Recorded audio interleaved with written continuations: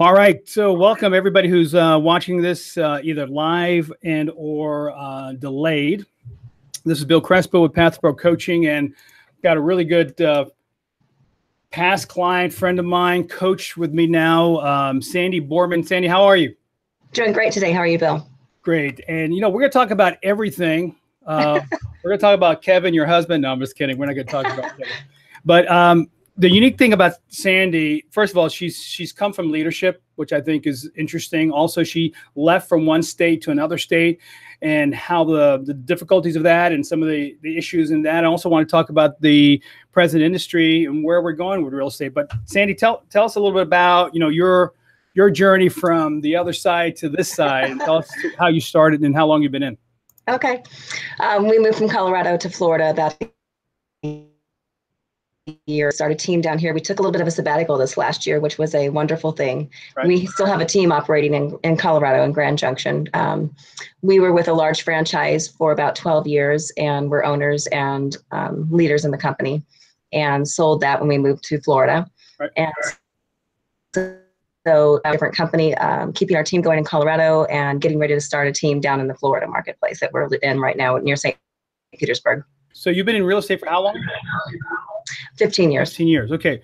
So, you know, let's go back to this leaving a place you've been in for a long time. How long were you in that market before you got over here to Florida? Well, Kevin was in that market most of my 15 years. So 14 years in that marketplace. Yeah.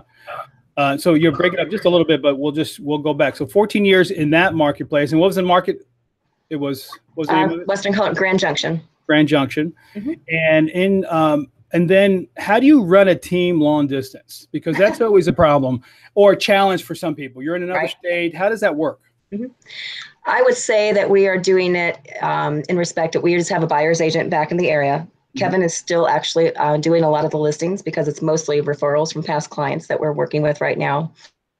And then new listings that our buyer's agent, Aubrey, brings in, he assists her. So they kind of work a co-listing on the new listings that she's bringing in. Right. And then we have an assistant there that handles all the transactions for us, all that. Now go back. Your assistant's handling what? You kind of broke up. She's handling transaction coordination. She does all of our upload into our systems with our current company. And she also, helps us out with putting signs in yards, taking photos, things like that. Unless it's a high-end property, then we have somebody that we hire to do a virtual tour and photos. So what has been the most challenging aspect of this whole move for you? I think the validity of our team still, without us being there. And so I would say we probably didn't do a great job making the move down here and actually notifying our database of exactly the transitions that we were making, because we weren't sure that we were going to stay in this marketplace. And so we didn't want to lose our business back there completely, but we also didn't want to scare everyone off and have them scattering to other agents. So we just kind of kept business going, status quo, as Aubrey's done a great job of handling all of our business. I think we've lost maybe one deal that I'm aware of because we weren't there. Kevin, you can do real estate from anywhere. You can sit in the Bahamas and do real estate in our world today. You can do, all the research. The only thing we can't physically do is walk into a house and actually see the condition. But when we have someone that's our feet on the ground there, they can take a camera and do a virtual tour for us, walk us through the house using FaceTime, whatever means it takes, so that we can get a real feel for what the house looks like. So what you're saying I would have done differently is that I would have contacted my database. There would have been a better planning on that, so that the people would have been, more aware, and you would have had more of a structured way of leaving. Is that what? Absolutely. Absolutely. Mm-hmm. Yeah. So, and then you were the leader. So, Kevin, your husband, was doing a lot of selling, and you were like running the team. Right. So tell me how those roles were. Well, they actually kind of reversed. They really reversed a little bit since we've been down here. I took a leadership role with the company in Florida for a while, and that didn't pan out for me. So he ended up being the lead of the team. So right now he's pretty much running the team in Colorado, and he is, doing all the listings now, specialist, rainmaker of the team. And then Aubrey works with him, co-listing some listings, and then also works with all of our buyers. And most of your business right now is past clients? Most of our business is past referral. Yeah, we were using Boomtown, but we found that they oversaturated the Grand Junction marketplace. Interesting. In probably the last 12 months, we did use another a large system before that with Keller Williams, and that company went out of business. Right. Team leads. And so when we switched over to Boomtown, we just found it hasn't been as effective for the leads coming in for Aubrey. But fortunately, we have a good client base, and we still get a lot of referrals just from agents outside of the area that still refer to our team there. So what are you doing to stay in touch from here, Florida, to your people? What do you got going on, monthly or bi-monthly? Right. We still have drip campaigns going with people. So if it's a buyer, they're still on buyer drip campaigns. Sellers run seller drip campaigns. We do a monthly newsletter out to all of our clients with Facebook page at the moment. But that will get ramped back up again now that we're going back off sabbatical and getting really into the swing of things with the team here in Florida and in Grand Junction. Right. And I want to remind everybody, Sandy is traveling from one state to another state. Also, if you have any questions, please put it in the chat. So, all right. So you left that area, and what made you want to leave? I mean, I don't think I've ever asked you that question. What made you say, you know what, it's time to get out of Colorado here and move out of Grand Junction? What is it? What got you to that point? Kevin and I both had second marriages, and we had run this company for a long time. And I think we were just both getting a little bit restless in Western Colorado. I don't think it was really fulfilling where we wanted to go with our life, with our business. Right. And we knew that we wanted to live a little closer to the coast. So when an opportunity in Florida came up, we jumped on it. And that opportunity didn't end up panning out to be what we really thought it would be. However, we love the area and have decided to make our home here and going to build our business down here. You know, why does that happen in real estate all the time where these things, I mean, it's not just for you. I mean, it's happened to me. No. It happens all the time in this. And that's why I think that real estate is not really business. They haven't figured out what the name is for it. Right. It's another thing. It's not corporate stuff. It's not even in corporate world. It's not really corporate world. Mm-hmm. So it's another word that we haven't invented yet. But hopefully one day someone would figure out what the heck this is, because we don't really run our business like businesses. We don't treat people inside the business sometimes. I know there's going to be arguments about that as a business. I think it's a very loose operation, even from the high up corporately. So so now you're over here and that's being run. And what's the goal for over there? I mean, how long do you think you'll be able to run that? And what's the goal for that area in Colorado? We would like to see that run for at least the next 3 to 5 years and eventually have Aubrey take over that business completely. Or we may have a lead listing specialist to work with the team there. Ideally, what we would like to do is within the next 2 years or out of most of that business and have it be completely referral. Right. And have that team run independently with just our, making income from our splits with our team. You know, I hear a lot of this expansion stuff all over the country, and I've never really seen a highly successful. They're either really, really big or it's a struggle. And so to run this expansion right, tell me how do you compensate? I mean, you don't have to get into details exactly, but how is that going to work for someone running an expansion team in another state? Who's the leader of that team for you? How's that work? If we bring in another leader of the team, I mean, they're basically going to get a bigger split than what we are. They're going to get a split from Aubrey because we're not going to be in the day-to-day business. We're not going to be involved with it at all. Right. So that team lead will get the overall, a bigger portion of the listings. We'll split our listing, with them. Right. And then on the buyer side of things, they'll get a little bit for helping out Aubrey, our buyer's agent, and then they'll be responsible, obviously, for the team as well. Would it be safe to say that you'd like to make 6 figures out of that area? Oh, absolutely. Absolutely. Okay. Yeah. So, and obviously bigger, but I mean, to do an expansion team, to be really working, you'd like to see that thing make 6 figures. Absolutely. Absolutely. And it's definitely not where we'd like to see it yet. With leaving, we have to ramp up that business again as well. With this sabbatical that we took, we've let the business in that area drop quite a bit over the last year. Yeah. And so we'd like to see it get back up where we'd like it to be. Aubrey's getting ready to close almost $1 million listing, $1 million buyer referral. Oh, good. At the end of next month. And so that will help our average sales price for the year. And she's been very active and averaging, at least usually 3 to 4 deals a month, which is fabulous. What have you seen so much in the 15 years you've been in? Because you've been in leadership, you ran an office out there. I actually went out there and got to see that whole location out there. Right. Never got picked up by the taxi at the airport, but that's another story. I kept calling, no one came up. And but what do you see has changed in the past 15 years for you? I think technology is the name of the game now. That's what their focus is now. C21's rebranded. Keller Williams is coming out with new technology. We're with EXP. EXP is always evolving and changing and bringing out more technology. And so even I think with Remax Coldwell Banker, everyone's focusing on tech right now. And what kind of pressure does that put on you? I think it puts a lot of pressure on people because you have to be evolving every day. The technology changes every single day, and you've got to stay on top of it. If you were using what you're using 5 years ago, your business is not going to flourish. Right. You've got to keep up with the market. I mean, there are certain things. I still think it's a relationship business. Absolutely. You still have to get some face-to-face time with people. But I do think that you've got to be very technology. And if you're not, you better have somebody on your team that is. Right. So that's a good point. If you're not into it, someone else better be into it, or you're paying Absolutely. for service. And it's getting very expensive for these services too, I'm noticing too, to run your stuff. And I think that the ad buys are getting expensive, and then the person who's helping you is getting expensive unless you train someone inside, which is interesting.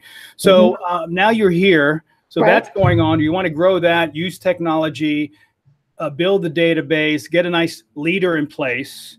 Right. From you being in leadership, what is the quality of what you're looking for in a leader in that marketplace? Because you're letting that thing go, but what are you looking for in that individual to take over, personality-wise? Personality-wise, someone that has the same, I think, core values and ethics that we do. That's hugely important to us. Obviously, we want someone aggressive in there that's going to be able to grow the business and keep it at least running at the level we'd like to see. But it's got to be somebody that has the same values that's going to treat our clients the same way that we treat our clients. Are they going to hire too underneath them? And I'm sorry? They're going to hire people underneath them? If the need to grow the team is there, absolutely. All right, so they're going to do that. Okay, so now we left there. Now we're in Florida, and so and you left an area to come to Florida to work. What's the game plan here for you in Florida? What was the first couple of things you had to do to get set up in a whole new area to feel that this thing was going the right direction? Well, first of all, I never got licensed when I moved down here because I was in management. Got it. So getting licensed in a new state, Florida is not reciprocal for very many other states. Right. And so I am just in the process of getting licensed. Kevin's licensed already. And so we are thinking that by November 1st, we should be up in operation. We're going to shoot some videos. The one thing that I know that I've got to start doing more in my business that you have egged me on about that I've not done a lot of. Wait, you cut out when you said say that one again. So say that again.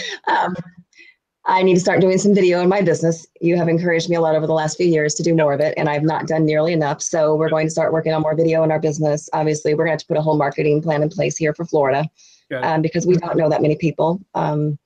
We have to get out. I'm involved with the chamber now. My husband's, getting involved with some networking groups. I'm president of a local Kiwanis club now.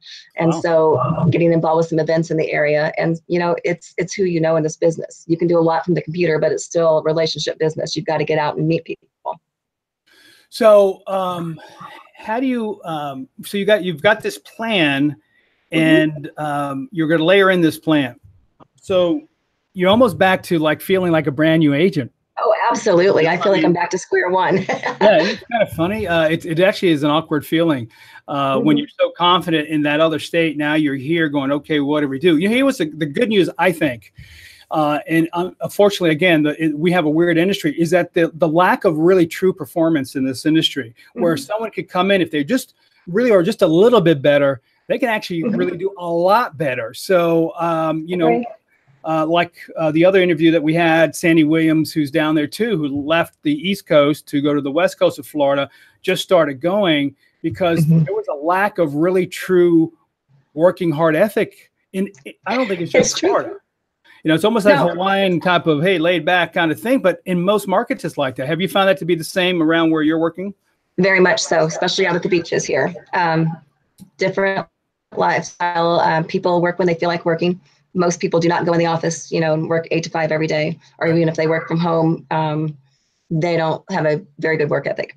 Right. There are some. I have met some very, very great professional realtors down here, but I would say that's not the norm. Right. Right. And if you can really get out and work the market hard, I think we can do very well here. So let's talk about how that works. So you come into a brand new market, you want to really explode in production. And so where would you go? What's the first line of attack for you in this new market? I think for us, we've probably met, I don't know, 400 or 500 people now.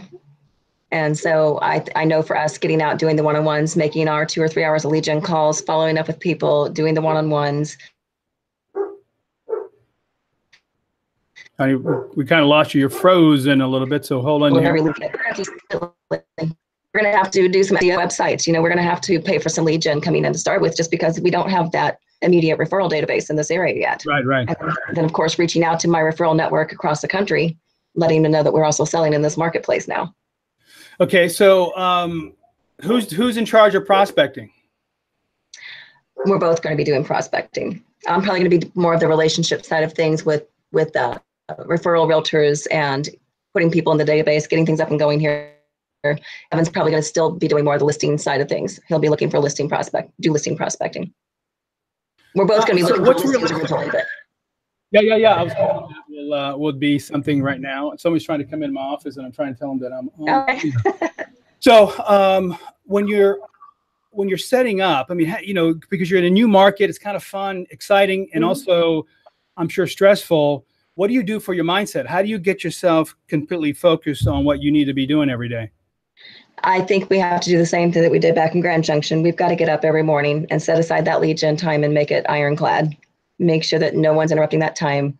Make those calls. Get comfortable doing it again with a whole new market of people that we don't know very well. Yeah. And I think for us, it's going to be a lot of work over this first year, just getting out and just really building those relationships at a deeper level so people feel comfortable referring to us, because they don't know who we are. They don't know our experience. And so we have to share what we've done in the past so they know who we are. It's interesting. It does affect your ego a little bit, right? You're like, hey. It does. Oh, yes. Don't have the reputation I had in Grand Junction now. Yeah. So how do you convey your experience? I mean, because when I talk about persuasion techniques, we talk about the approach, the conversation, and the end game. And we want to establish honesty, trust, and expertise very quickly. You've been through the classes that we're teaching. Right. So how do you do that? I mean, how do you not be so, hey, look at me, I have experience, but how do you bring that on to a conversation so it doesn't look so egotistical or that you're closing too hard? I think you have to be very knowledgeable of the market. Okay.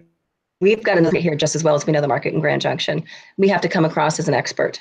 And I think we have to be confident in what we're delivering, because if we don't show that confidence, they're not going to have that trust and faith in us. How do you know the market? What are we looking at to know the market? What kinds of things? We have to preview properties just like everybody else. We've got to know what our market is here. We've got to look at what the new listings are coming on the marketplace. Right. Previewing at least probably 15 to 20 properties every week. Get out, start doing open houses again. I mean, it's going to be, like you said, starting all over again. Doing the 5. Yes. So previewing properties and just getting back to the swing of things. I know.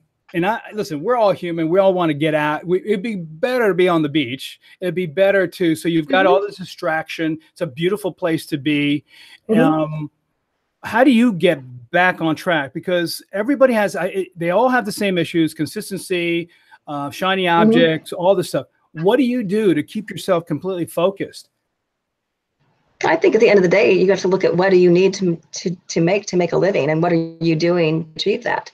And if you look at that every single morning, like, all right, if I'm going this month, what do I need to do to eat? What do I need to do to make my house payment? What do I need to do to put my investments in place? You've got to know your numbers.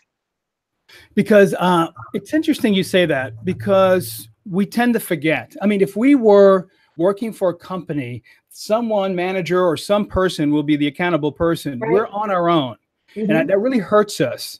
And so we have to recreate, I think, this thing. You got to either remind yourself, I got bills. Just recently, and I think I have to send you the article. We witnessed something this weekend was pretty incredible. I don't know if you saw what happened with Tiger Woods, and this is going to be recorded. It's going to be around for.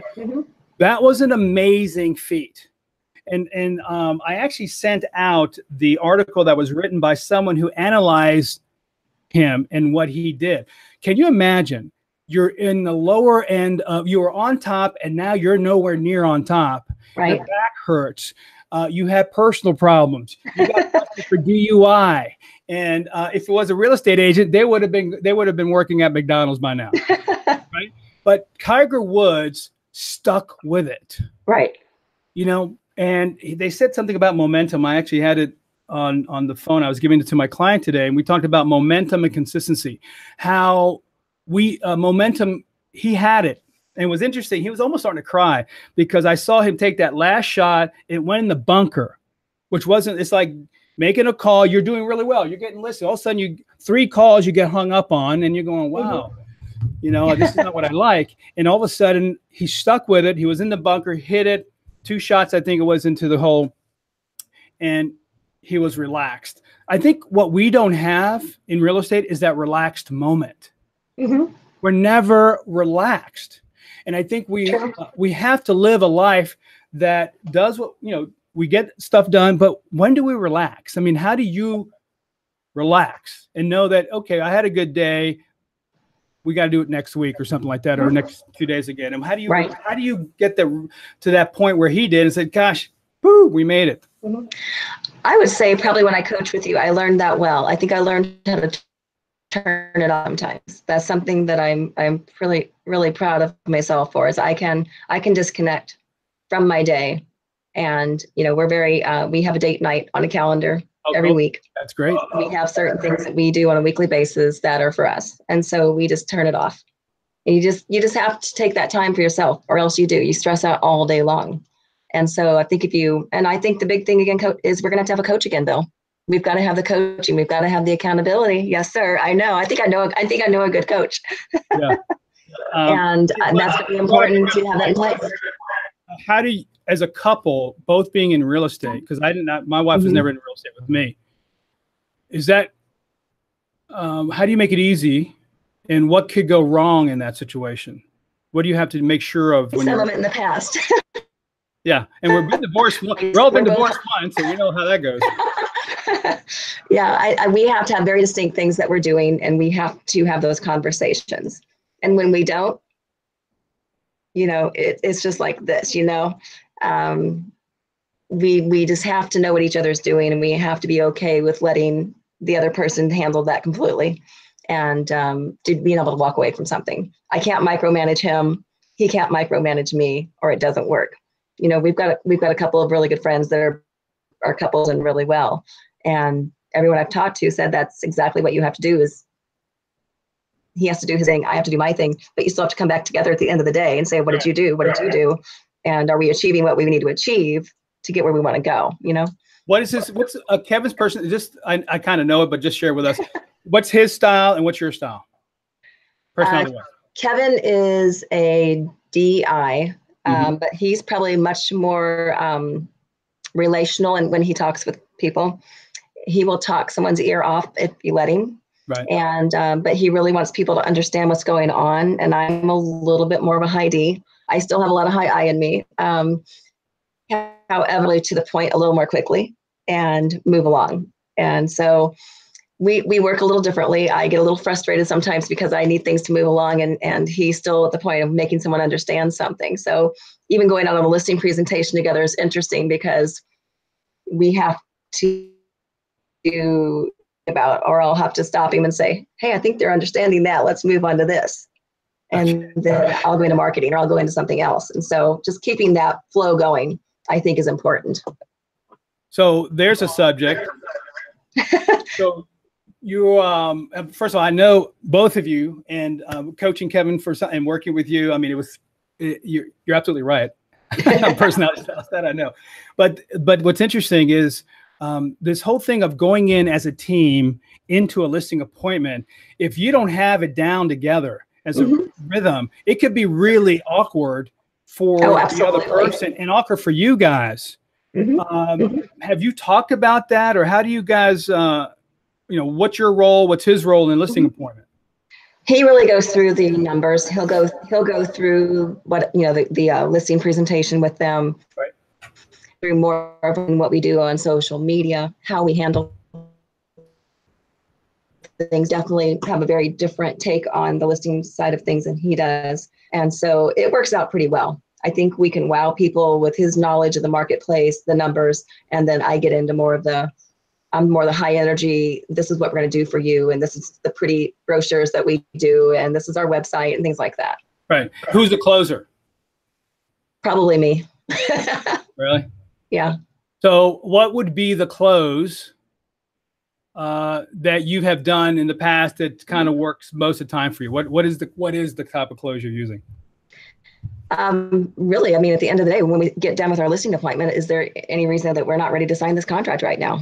Is there anything that we have not discussed with you today that does not make you comfortable listing with us right now? I mean, we'd love to be your realtors of choice on the home. And I think you just have to ask for the appointment. I think so many realtors don't. Right. Yep. They know that there's 2 or 3 other agents coming in. And you're like, oh, okay, well, please call me after the other 2 or 3 agents come in. And guess what? They don't. And so, I mean, we've even had to call other realtors and say, you know, we just took this listing. We understand that you were supposed to be coming in tomorrow because the client was too embarrassed to call them. So we've had to do that before. And you just have to be okay with doing it and still doing it in a professional manner. Yeah. It's pretty amazing when I coach teams, and we've never really discussed it because at the time that wasn't happening with you, but is how to have not signals, but way of handling it in case it goes a different direction. Because a lot of times if I'm with someone, like I remember going to an appointment without letting that person know, because I'll do a reverse selling and it almost looks like I'm going away from them. They're trying to pull it back together again, not knowing that I'm using a technique. Right. Then all of a sudden they freak out. The example was just recently, I think a couple of weeks ago, I was taking a guy out on a preview, and the lady was really giving her emotion about what's happened. She's a single lady putting this all together, and she did all the work, and she's starting to well up a little bit. The guy with me, Phil, did not. It was uncomfortable for him. So you don't want to when someone gives you emotion, you don't want to derail that. Let it all come out, and that builds a better bond. But he goes, hey, did you draw that picture over there? Because he was so getting a little uncomfortable with the emotion. And I think we have to know that when we take someone to that place, I think it's a privilege from a sales perspective or consultant advisor that they allow that emotion to come out. And then that one line is, tell me more about that. Tell me more about that. And then they may cry. So, but if you don't have your signals, like my parents when they were playing canasta years ago when I was a kid, signals, my dad would just do whatever he did to make sure they had those signals. Do you have anything like that with you and Kevin?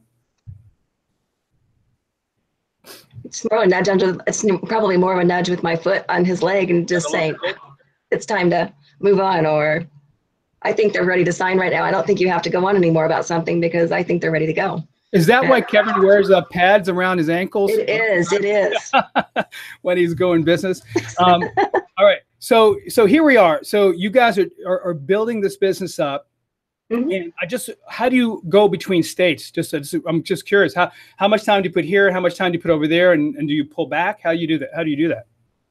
Well, because we really haven't had business in here, he's still doing primarily business in Colorado. And so now he's going to set aside a couple of days a week that he works on Colorado business and probably 3 days a week that he works on Florida business. And obviously he's going to have a time every day that he checks in with our assistant back there, with our buyer's agent as needed. But we just have to have that distinct time set aside for what we're doing here, what we're doing there, making sure that our calendar is in sync. Right. And in your first 6 months, what would be a successful first 6 months in a new market like you're in? And what would you like to see happen? I would say it's the first 6 months. I would say if we can get up to 10 active listings and, close 4 to 5 million, that would be fabulous because the average sales price here is a lot higher than it was in Colorado. And it's going to take a few months to get our feet wet and to get that confidence built with the people that we're meeting that, yes, they want to refer business to us. Right. So 10 listings. And where would those come from, do you think? Where would those 10 come from? Well, we've already gotten a couple of referrals. So we're just getting ready to list a property this week that was a referral from another agent on the other side of the state. Oh, wow. And so I'm going to bet probably 50% of that business will be referral based. And then I would say a lot of it's just going to be, cold calling. We'll be calling. We're going to start using some of the systems again, cold calling expireds. for sale by owners, just because they're ready to sell. Yeah. And that's the fastest way to get new business. So, all right. So now I know every company has their own stuff, but getting a listing now, how often are you calling your people? What's the kind of servicing process you're going to have for them? Because I know you do that over there, but how are you going to do it here? We're just going to use exactly the same sheet that we had for our team in Grand Junction. I mean, we've got our processes down. We have a checklist that our assistant uses for everything that we do. Weekly follow-up call with clients, scheduled on the day that they want to have the call on. And, communicate, have a few questions that we have to ask to get them in the system. And, just to follow up on showings, things like that. It's a little different down here in Florida because we had a showing service for office back in Colorado. And down here, they're not so popular. And so it's going to be a little different way of doing business here. And it's going to be a little more hands-on, but may not be a bad thing. So you are in leadership. You think you're going to grow a team here? I mean, first of all, Sandy's going to be doing some coaching with us on the leadership side and helping with agents, training, right? In training. And so, are you thinking you want to go back to that kind of model again? What are you thinking? I think that because I have a luxury designation and a certified international property specialist designation, I would like to probably stick more to those clients and probably bring in another buyer's agent down here to work with buyers as we grow the team and get our listings up to where we'd like to see it. I mean, eventually, obviously, we need probably be at about 20 listings. Okay. And then and then you'd be you and how many other people do you think? Besides you and Kevin, and how many others? The other teams, I don't have the desire to grow a 20-person team. That's just not who I am. With doing the coaching and the training, I don't know if I'd go there, but I would like to see us have an assistant down here, another buyer's agent, and that will free me up to be able to do a lot of the other things that I still want to do. You just said something to me, and I never asked this question to anyone, I don't think, but you come from a different perspective. What does someone look for in a coach? You've had coaches, good, bad, and different. We've had them, and what in your mind what is someone looking for in a coach, or what they should be looking for in a coach, I should say? Oh, I think number one in a coach is accountability. And you've got to click with that coach. I think so many people get into coaching, and you've seen it with some of the companies we've been in the past. They get assigned a coach and they don't like the coach, or they just don't get along well. And guess what? Their business doesn't go up. They see no difference in the results of what they're doing every day. Right. But because they didn't know to ask for a different coach or someone that they really are melding with, they think coaching doesn't work. And so you've got to have a great relationship with the coach that you're working with. You've got to be okay with them with the accountability level. And I think they have to know how to hold you accountable. Right. You have to know what makes you tick. Because if you don't know what makes that person tick, that being resentful of what you're doing with them, I think, in the long run. And so I think those are some of the most important things. And I think knowledge base. Have they done it before? Mm-hmm. What's their background? What's their experience? Because if they have zero background in selling, regardless of what most people might think, I think it's hard just to coach a real estate agent if you've not been out in the field doing it. Yeah, I think so too. And you said something about relationships. I've heard from many clients that were with other companies or other coaching that they got too friendly and the conversations were just too social. Mm-hmm. Do you have to draw a line at certain points? If you want that accountability, I mean, it'd be great that you're friends, but that time with that coach is all about business building. Don't you agree? Right. I agree. And I also think that you have to open up that coaching call or conversation with what's going on in life. Is there anything we need to talk about?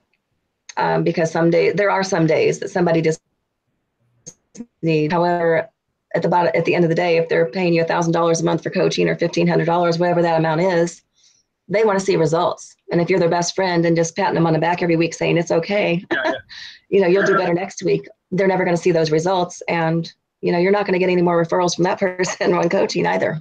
Yeah. And, I think it's very, very difficult to take a style of coaching that's good for a client and spread it over a whole bunch of different coaches. I mean, that's whole skill of coaching is hard.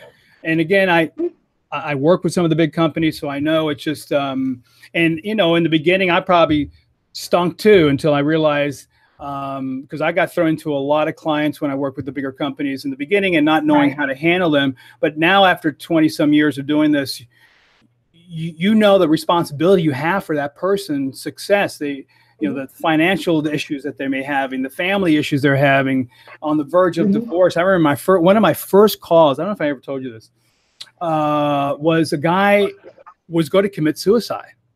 Oh, wow. Did not know that, no. I mean, I said, I didn't sign up for this. And it ended up being that he was trying to get a hold of me. And I go, oh my gosh, and yes, my wife, I'm on this call. And luckily someone came in the door, because I was holding him on the door, on the call for a while, trying to just have conversation. It was just really a bad day. Unfortunately, his wife had an affair with this person that so it was bad. But I think you made a good point. Life is involved in coaching. We don't want to spend the whole hour on the life issues, but life affects our performance. I mean, that's what's weird about our business. I mean, kids, husbands, wives, dogs, cats, whatever, get involved. But the hardest part about us is that we still have to perform no matter what. And that is the challenge. How do you perform when everything else is not there going the right direction? You moved into a new place, so you're almost self-motivating. Right. Self-medicating. And some people do self-medicate to self-motivate. I find that usually doesn't work real well when you're trying to self-motivate though. Yeah. Doesn't work really well. So I guess what I want to end with today is just to say, the market seems to have been shifting a little bit. I see that happening. What should an agent do when they start to see their numbers not being as consistent? Any recommendations, anything that you've seen, whether you've coached it in Grand Junction or what you see here? What do you think the first couple of things someone should do when they start seeing, numbers are getting a little tight? Well, first of all, they need to go back and look at themselves, and are they really doing lead gen consistently on a daily basis? Because that's typically what it is. They get so busy with what's going on, they have those peaks and valleys, and their business doesn't stay consistent. Right. So if they don't time block that time every single day for lead gen, they will not have consistent business. And yes, when you have a market change, your business is going to go down. So what are you doing differently? What are you going to implement differently into your business that you haven't done before? If you're not calling expireds, maybe you need to start calling expireds. If you're not touching your database on a regular basis and talking to people that you're working with currently and asking for referrals, you need to start doing it.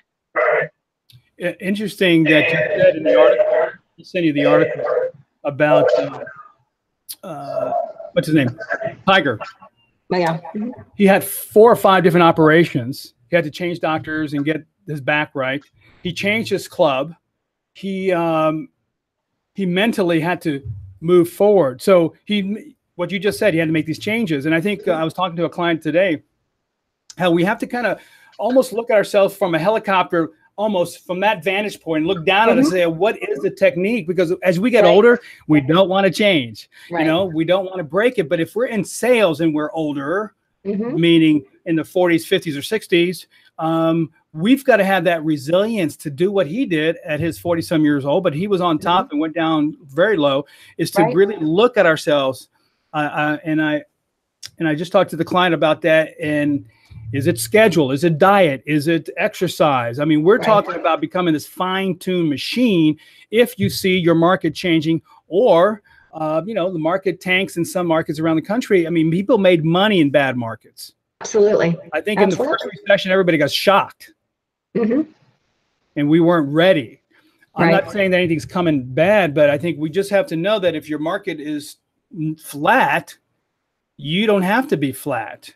Right. But we don't have to sulk and get into this depressed, almost paralyzed mode that we get into. And I see that happening with some people.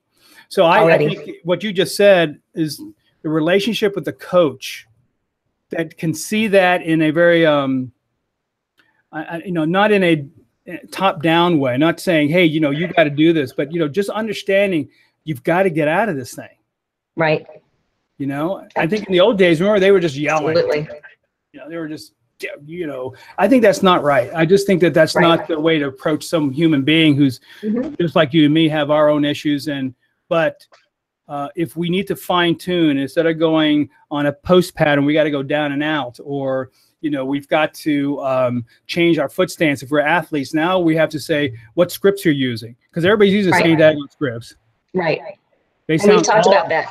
Yeah, changing up your script a little bit now, so it's more relational. So, yeah. But still close. So it's relational, but you still got to move them. And because you, I think, when you go into a meeting, you yourself, because I know you come across with authority and influence. So we have to teach influence and authority to people instantly when they walk in something, because you can just say, so, hey, what do you think we ought to do? Because you come across with this persuasion of influence and authority. That's really the secret weapon. If we can teach people to do that more often. So I'm glad that we're working together, because we talked about this a long time ago. Remember we were at the restaurant in Grand Junction, and here we are, not knowing that you'll be here in the East Coast at this time, or in Florida. So I'm looking forward. I get to see you in a couple of days, maybe tomorrow night. I'm flying in to do a talk at a Keller Williams office there, so you're close by, so we can talk. Last thing I always ask them, what is the best book you've read for yourself that's helped you over the years that you think has really been significant to help the insides, not just the structure of a business, but to help you to really move forward personally? I've got several John Maxwell books, but I went through and got my coaching certification with him last year. And I have to say, when I pick up any of his books, they're so motivational for me. And I think if you can find that person that writes something, speak heart. Right. And I think when you're coming from a side of you, it reflects to the people that you're working with. I really do. And so, gosh, there's so many books. Being a person of influence, you know, the levels of leadership. There's just so many of them that are great with him. Right. Winning with people actually is a great one for sales. And so that's probably the one I would say for sales is probably the best. Winning with People by John Maxwell. Well, that's great. So Sandy, tell us how someone can get a hold of you and have a referral to your neck of the woods. And tell them exactly where you are, so they'll know where to refer. We're in the St. Petersburg, Clearwater Beach area. And so just to the middle Gulf Coast, north of Sarah. And you can get a hold of us. My email is sandy.borman@gmail.com. Or you can get a hold of us at 970-250-9943. Cool. So I'm excited. I'm really excited about what's going on with you here, and that you're closer to you and Kevin are closer, and we can start working together. So thanks so much. And we're going to be doing a lot of things together. I look forward to it. Thank you, Bill. See ya. Bye. Bye.